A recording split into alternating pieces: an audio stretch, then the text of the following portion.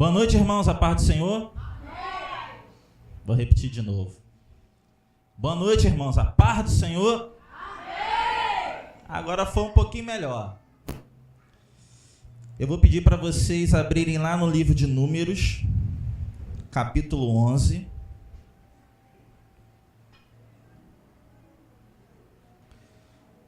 Se você vê que seu irmão está com um pouquinho de dificuldade de encontrar, ajuda ele. Gênesis, Êxodo, Levítico, Números, capítulo 11.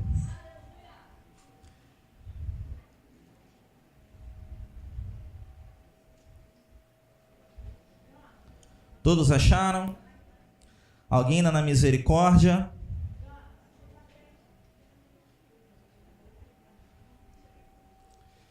Quem puder ficar de pé, para a gente estar fazendo essa leitura. 29 não, nós vamos ler a partir do versículo 24. Números 11, a partir do 24, amém?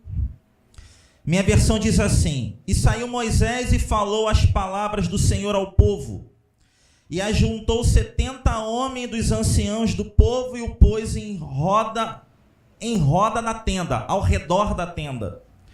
Então o Senhor desceu na nuvem e lhe falou, e tirando do espírito que estava sobre ele, o pôs sobre aqueles 70 anciãos. E aconteceu que quando o espírito repousou sobre eles, profetizaram, mas depois nunca mais. Porém no arraial ficaram 2 homens. O nome de um era Eldade e o nome do outro Medade. E repousou sobre eles o espírito, porquanto estavam entre os inscritos, ainda que não saíram à tenda, e profetizaram no arraial. Então correu um moço e o anunciou a Moisés e disse: Eldade e Medade profetizam no arraial. E Josué, filho de Num, servidor de Moisés, um dos seus jovens escolhidos, respondeu e disse: Senhor meu, Moisés, proíbe-lo. Versículo 29. Porém Moisés lhe disse: Tens tu ciúmes por mim? Tomara que todo o povo do Senhor fosse profeta, que o Senhor lhes desse o seu espírito. Pai, no nome de Jesus, eu quero te pedir agora, Deus, que nós estamos no momento da palavra, Senhor. Que a tua palavra ela venha trazer o entendimento ao nosso coração, mas que ela não fique somente no nosso entendimento, mas que o teu Espírito ele venha realizar aquilo que há no coração e no desejo dele.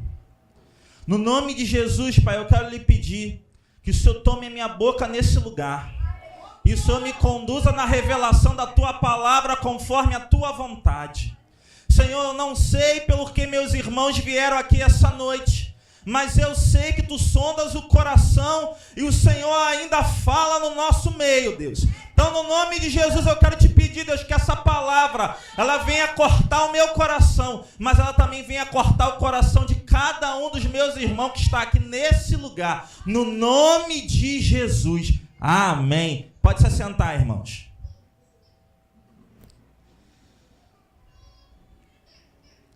Números 11. Moisés até então estava liderando o povo sozinho. Arão era sumo sacerdote, mas tinha algumas coisas que Arão não conseguia ajudar Moisés, porque Arão tinha as suas responsabilidades como sumo sacerdote. Chegou um momento que Moisés chega diante de Deus e fala assim: olha, está muito pesado liderar o povo sozinho. Aí Deus fala com Moisés assim: olha, escolha 70 líderes, que você sabe que são líderes, e eu vou repartir um pouco do espírito que eu derramei sobre você, sobre eles. E eles vão te ajudar a conduzir o povo. Moisés faz uma lista com 70 homens, e como eu li para vocês, 68 homens foram até a tenda da congregação, a tenda do encontro, onde ficava a arca. Fizeram uma fila ao redor. Mas 2 não foram. E como Deus havia prometido a Moisés, Deus falou assim para Moisés assim: quando os líderes chegarem, eu vou descer numa nuvem como faço, vou falar com você e vou derramar também o Espírito sobre eles. E a Bíblia conta que assim aconteceu. Os 68 homens começaram a profetizar. Os 2 que não foram, que ficaram no arraial, que ficaram na tenda, o Espírito Santo foi ao encontro deles na tenda. E eles começaram a profetizar. E as pessoas que estavam ao redor começaram a perceber que eles estavam profetizando. Um jovem foi correndo até Moisés dizendo assim: olha, tem 2 profetizando lá no arraial. Juan, não precisa fazer não. E aí, a Bíblia fala que Josué chega para Moisés e fala assim: meu Senhor, proíba que eles façam isso. Moisés vira para Josué e fala assim: você está com ciúme por mim? Você está com ciúme deles no meu lugar? Moisés faz uma exclamação, que é o que eu quero trabalhar com vocês essa noite. Moisés fala assim no versículo 29. Tomara. Tem algumas versões que dizem assim: quem dera. Eu gostaria muito que todo o povo de Deus fosse profetas. E que todo o povo de Deus, todo o arraial do Senhor, recebesse do seu Espírito. Por que Moisés fez essa afirmação? Por que Moisés tinha esse entendimento? Por que Moisés tinha essa certeza e ele tinha esse desejo ardente? Ele queria que não somente ele, mas todos que estivessem ao seu redor também fossem profetas, também recebessem do Espírito. Eu entendo que uma das funções de um profeta, para ele falar, primeiro ele tem que ouvir. Então, profeta é aquela pessoa que tem a capacidade de ouvir a voz de Deus. Então, Moisés tinha um desejo ardente que todos tivessem a capacidade de ouvir a Deus como ele ouvia. Vejo isso. Quando ele levou o povo do Egito ao Monte Sinai, e Deus se apresenta no cume do monte, com fogo, com glória, com poder, e o monte começa a tremer. A Bíblia fala que a voz de Deus parecia uma buzina, parecia um trovão. E o povo começou a falar com Moisés assim: olha, Deus fale com você, não conosco de novo, porque se Deus continuar falando com nós vamos morrer. E Moisés falava para o povo: não, está ali o seu Deus, ouça ele. Desde esse momento eu vejo que Moisés sempre teve esse desejo. Mas por que Moisés tinha esse desejo? Aí agora, eu quero sair de Moisés e ir lá para 1 Samuel capítulo 3, versículo de 1, não precisa abrir não. 1 Samuel 3, de 1 a 15. 1 Samuel conta que na época do livro de Samuel, o primeiro sumo sacerdote era o sacerdote Eli. E a Bíblia fala que naquela época as visões e as profecias eram muito raras. O que eu entendo? Que na geração de Samuel, poucas pessoas tinham a capacidade de ouvir a voz de Deus.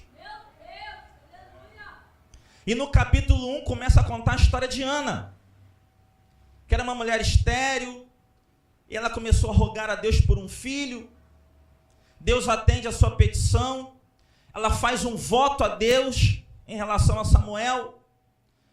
Ela fala assim: Senhor, se tu me deres um filho, varão, eu vou te devolver e ele vai ter o voto de um nazireu. Ele não vai cortar o cabelo, não vai fazer a barba, não vai tomar vinho, segundo a ordem que Deus já tinha dado a Moisés, que qualquer pessoa que fizesse um voto como de um nazireu deveria cumprir. Deus abençoa a Ana, ela tem um filho, e esse menino, Samuel, a mãe retorna ele para o templo, pequenininho. Ela só deixa ele desmamar. Ela volta ao sacerdote Eli e fala assim, ó, lembra de mim? Eu estava aqui orando, Deus me abençoou, eu estou trazendo o menino de volta, estou devolvendo a Deus esse menino. E a Bíblia fala que Samuel começa a crescer diante de Deus e dos homens na graça. E a Bíblia também fala que os filhos de Eli, Eufini e Finéias, que eram sacerdotes, estavam transgredindo o povo, ao ponto que mulheres faziam fila na frente da tenda da congregação para se deitar com eles. Quando os israelitas levavam a oferta para entregar de sacrifício, eles vinham com garfo e pegavam a melhor carne e diziam assim, não, essa aqui é para o sacerdote. E a Bíblia fala que Eli, que era sumo sacerdote, já não estava mais ouvindo a voz de Deus. Mas um dia, o menino Samuel estava deitado à noite. E a Bíblia fala que isso foi antes da lâmpada se apagar, então era no meio da madrugada. E ele estava deitado no seu quarto e ouviu assim, Samuel, Samuel. Ele vai até o sacerdote Eli, fala, eis-me aqui, tu me chamaste? Não, não te chamei não, volta ele a dormir. Vem a voz de novo e chama, Samuel, Samuel. Pela terceira vez o sumo sacerdote entendeu que Deus estava querendo falar com aquele menino. Aí o sumo sacerdote fala assim, olha só, você deita, quando você ouvir a voz de novo, você vai responder assim, Senhor, eis-me aqui, sou teu servo, fala que o teu servo ouve.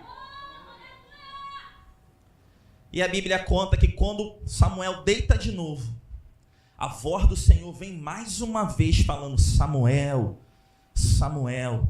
E ele responde, eis-me aqui, eis que teu servo ouve.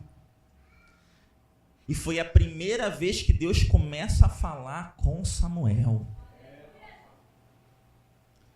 Quando eu estava lendo isso, eu comecei a falar assim, Senhor, eu prefiro ser um menino que ouve a sua voz do que um velho sacerdote que não está mais te ouvindo.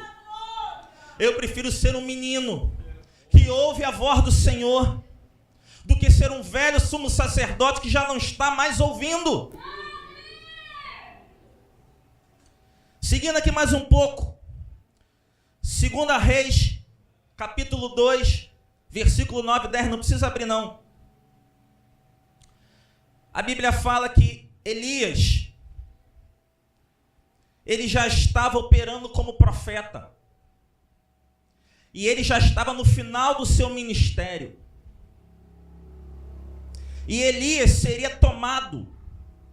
Ele não veria a morte, ele seria transladado para o céu. E Eliseu, que era o seu servo, que era aquele que estava acompanhando Elias, que estava servindo Elias, percebendo o que estava acontecendo, ele fica agarrado com Elias. Elias vai para Jericó, Eliseu vai junto. Elias vai para o Jordão, Eliseu vai junto. E aonde ele ia, os outros profetas diziam para Eliseu assim, você sabe que Elias vai ser tomado hoje, né? Aí ele falava, eu sei. Até o momento que Elias pega a sua capa e ele bate no rio Jordão, a Bíblia diz que as águas se abrem e os dois vão caminhando a pé. Elias vira para Eliseu e diz assim, o que você quer que eu te faça? Qual é o seu último pedido? Eliseu vira para Elias e diz assim, eu quero porção dobrada do teu espírito. Eu sempre achei que porção dobrada fosse o dobro do poder. Mas hoje eu estava estudando um pouquinho essa passagem, vendo alguns autores, e há também uma outra interpretação que diz o seguinte, Eliseu estava dizendo para Elias assim, eu quero ser herdeiro do ministério profético que você tem como se eu fosse o seu filho mais velho. Eu quero receber por herança aquilo que Deus te deu, como se eu fosse o teu filho mais velho. Que todos ao redor vejam que eu recebi a tua herança.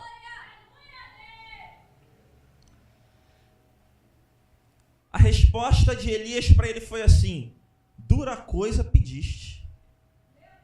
Você pediu uma coisa difícil.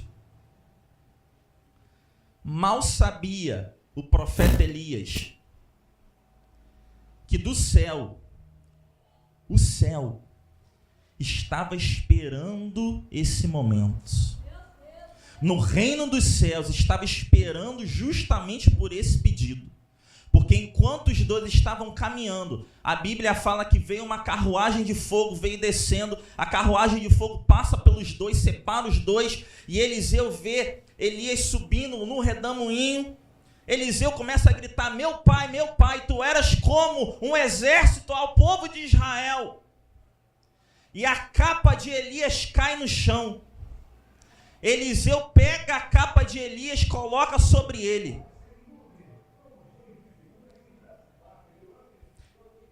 E ele faz a mesma coisa que Elias, ele pega a capa, bate no rio, o rio se abre e ele vem andando. E aqueles profetas que estavam ali, quando olharam Eliseu e viu que ele estava com a capa de Elias e viu que ele também tinha aberto o rio, disseram assim: o espírito que estava sobre Elias agora está sobre Eliseu. Sabe o que eu aprendo? Eliseu sabia o que queria. Eliseu tinha convicção daquilo que ele queria. Eliseu sabia exatamente o que ele queria. E ele persistiu, ele procurou, ele buscou. Ele não desanimou, ele foi perseverante até encontrar. Agora lá em Joel, capítulo 2, versículo 28 e 29. A Bíblia diz que Joel começou a profetizar que o Espírito Santo seria derramado sobre toda a carne. Que o Espírito seria derramado sobre os filhos e sobre as filhas. Que o Espírito do Senhor seria derramado sobre os servos e sobre as servas.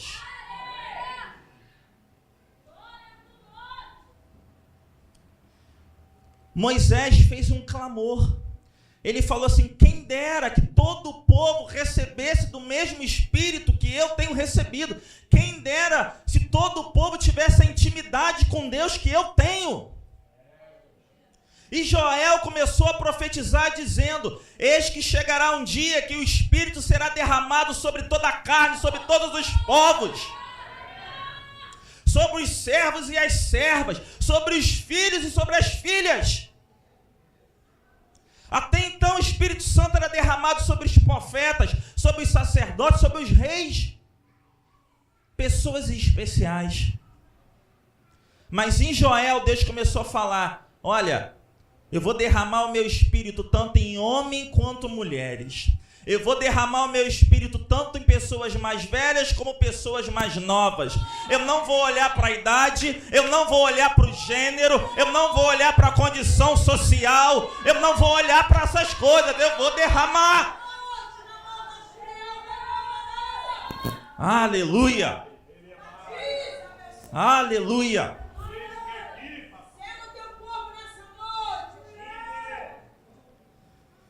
Agora eu quero que vocês abram comigo lá em Isaías 61.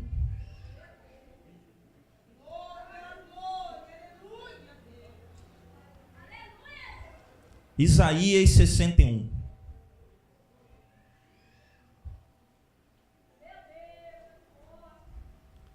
Olha o que Isaías começa a profetizar e declarar. O Espírito do Senhor Jeová está sobre mim, porque o Senhor me ungiu para pregar boas novas aos mansos. Enviou-me a restaurar os contritos de coração, a proclamar libertação aos cativos e a abertura de prisão aos presos, e a pregoar o ano aceitável do Senhor e o dia da vingança do nosso Deus, a consolar todos os tristes, a ordenar acerca dos tristes de Sião, que se lhe dê ornamento por cinza, óleo de gozo por tristeza, veste de louvor por espírito angustiado, a fim de que se chamem árvore de justiça, plantação do Senhor, para que ele seja glorificado.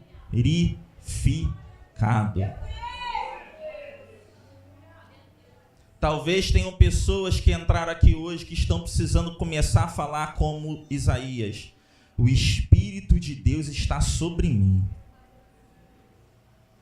O Espírito de Deus está sobre mim. Você pode perguntar assim: pastor Sam, mas eu não vi no culto de cura e libertação? Veio. Esse é um culto de cura e libertação. A fonte de toda cura e a fonte de toda libertação vem do Espírito Santo.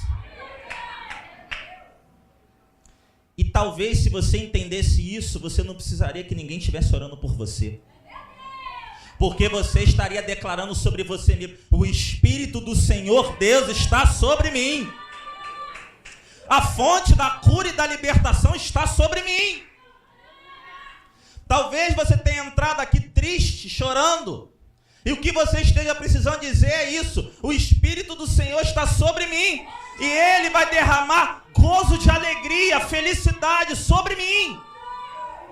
Sobre mim. Porque Isaías claramente fala: o Espírito do Senhor Deus está sobre mim, para anunciar boas novas aos quebrantados. Aí ele vem dizendo: enviou-me a restaurar os contritos de coração, a proclamar liberdade aos cativos e abertura de prisão aos presos. Talvez o que você esteja precisando justamente olhar para o espelho, olhar para você mesmo e falar assim: ó, o Espírito de Deus está sobre mim. Eu estou proclamando libertação da minha prisão, de tudo aquilo que me assola, tudo aquilo que me mantém cativo. Interessante que em Lucas, no capítulo 4, versículo 16 a 21, a Bíblia conta que Jesus, depois que veio do deserto, ele volta para sua cidade, dos seus familiares. Chega no sábado de manhã, ele entra numa sinagoga. E como de costume, como ele já fazia, ele se levantou para ir no altar para ler uma parte da Torá, uma parte das Escrituras. A Bíblia conta que um auxiliar pega o rolo de Isaías. Porque naquela época a Bíblia não é como nós usamos. Os livros eram em rolos, em papiros. Aí o auxiliar pega o papiro de Isaías e entrega na mão de Jesus. Jesus sobe no altar parecido com esse, abre o rolo, vem olhando, e ele bate em Isaías 61. E ele começa a declarar o mesmo que Isaías declarou. Olha o que ele declara.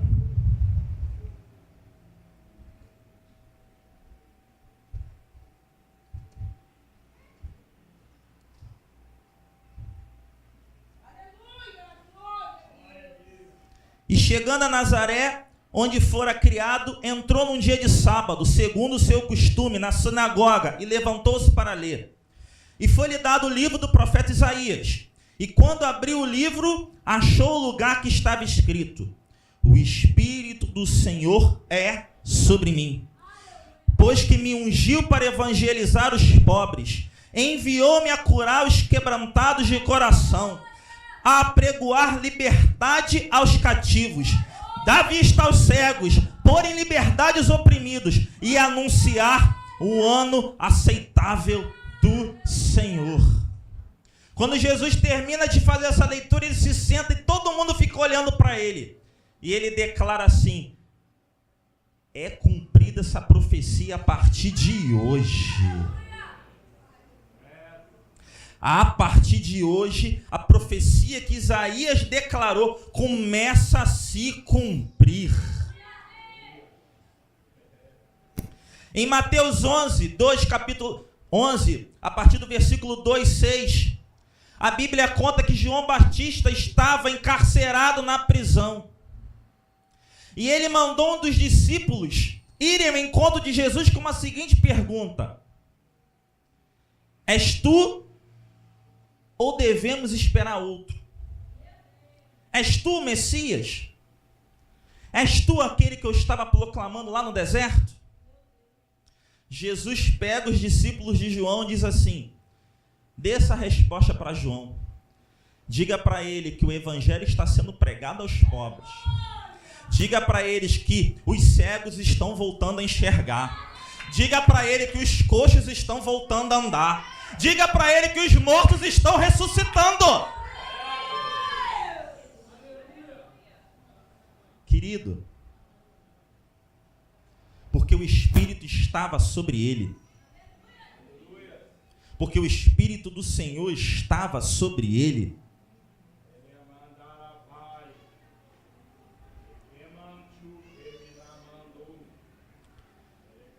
Para fechar, Atos, capítulo 2. Jesus, antes de subir aos céus, ele vira para os discípulos e fala assim: olha, estou lançando sobre vocês a promessa do Pai. Fique aqui em Jerusalém, até que do alto vocês sejam revestidos de poder. E isso está lá em Lucas 24, 49. Aí em Atos dos Apóstolos 1, mostra que a igreja começou a ser organizada. No capítulo 2, haviam mais ou menos 300 pessoas que andavam com Jesus, homens, mulheres e crianças, reunidas numa casa. E a Bíblia fala que eles estavam com medo, eles estavam se reunindo escondidos, eles não sabiam o que ia acontecer. Porque Jesus havia sido crucificado, mas havia ressuscitado. Mas havia uma ordem de Pilatos que se alguém anunciasse, pregasse sobre Jesus, seria preso, seria morto. E aquela pequena congregação está ali reunida esperando, orando, lendo a Bíblia. Até que um certo dia, a Bíblia conta que eles ouviram o som de um vento impetuoso. E esse vento encheu toda a casa. E eles viram uma chama sendo repartida como chama de fogo e pousando sobre a cabeça de cada um deles. Quando eles recebem o Espírito Santo, eles começam a profetizar. E na profecia, eles começam a declarar sobre as grandezas de Deus. Eles começam a anunciar como Deus é grande, como Ele é poderoso, como Ele é majestoso. A Bíblia conta que as pessoas que estavam ao redor, na casa, começaram a ouvir o barulho, começaram a ouvir aquele som, começaram a ouvir aquela confusão e foram ao encontro deles. E todos aqueles judeus que eram de outras nações começaram a ouvir sobre as grandezas de Deus na sua linguagem materna. Mas eles olhavam assim: como é que eu vejo pescadores falando na língua da minha origem? Que barulho é esse? Que confusão é essa? Que coisa é essa? Que mover é esse? Que é isso? E alguns dizem assim: estão embriagados. Outros ficam curiosos. Até que Pedro toma a palavra e fala assim: olha, são 9 da manhã, não tem ninguém embriagado aqui não. O que você está vendo é o cumprimento daquilo que Joel disse: eis que derramarei do meu espírito sobre toda a carne. Vossos filhos e vossas filhas profetizarão, vossos velhos terão visões. E ele começa a pregar e falar assim: Jesus que vocês crucificaram, Deus elevou ele, ele ressuscitou, está sentado à direita de Deus como Cristo. E começam a pregar uma mensagem de arrependimento, dizendo: fugir dessa geração perversa. E a palavra começou a queimar no coração deles. E eles começaram a dizer para os apóstolos: o que nós vamos fazer? Eles disseram assim: se arrependam, sejam batizados e recebam o dom do Espírito Santo. Depois de todo esse passeio que eu dei, você começou a entender um pouco mais por que Moisés fez essa exclamação? Quem dera que todo o povo de Israel fosse profeta. Quem dera que todos recebessem do Espírito Santo. Essa tarde, quando eu estava orando, eu me fiz a seguinte pergunta. Eu falei: Senhor, se Moisés viesse na minha geração, o que ele diria para mim? Se Moisés viesse até você hoje e olhasse para você, o que ele ia dizer para você? O que nós temos feito das promessas de Deus para a nossa vida? O que nós temos feito, irmãos? O que você tem feito? O que nós temos feito? Quantas são as pessoas que entram e saem da igreja da mesma forma? E parece que nada acontece.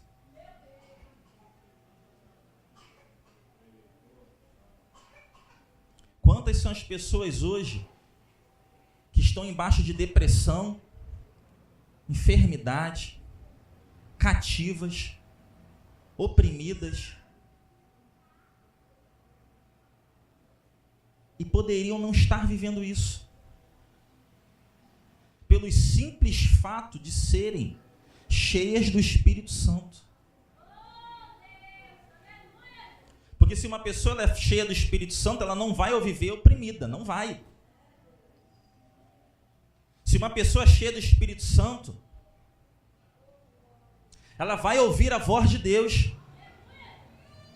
Ela vai buscar o sobrenatural. Ela vai buscar tudo aquilo que o Espírito pode fazer. Eu não sei o que te trouxe aqui. Eu não sei por que você veio aqui, o que você veio fazer aqui, o que você está buscando. Eu não sei. Mas uma coisa eu sei. Deus, ele quer te encher do Espírito dele. Uma coisa eu sei, se você não tem seu nome escrito no livro da vida, ele quer escrever seu nome escrito no livro da vida. Se você não tem a salvação, ele quer te dar a salvação, para você ser cheio do Espírito Santo. Fique de pé.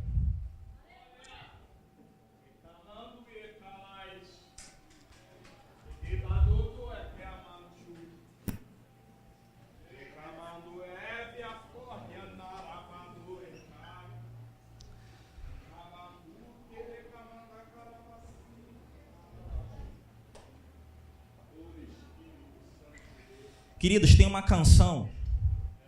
Deus está falando comigo, essa canção já tem uns dias. Eu acredito que o compositor dessa canção,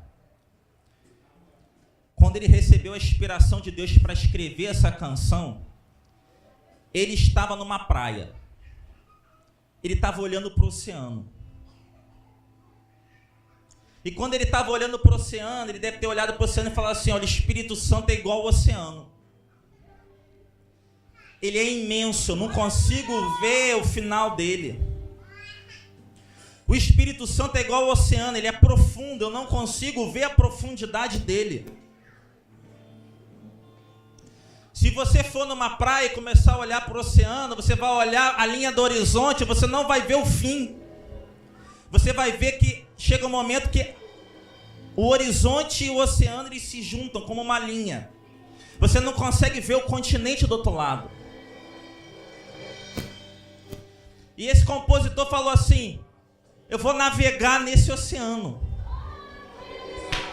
Eu vou descobrir os mistérios que há nesse oceano.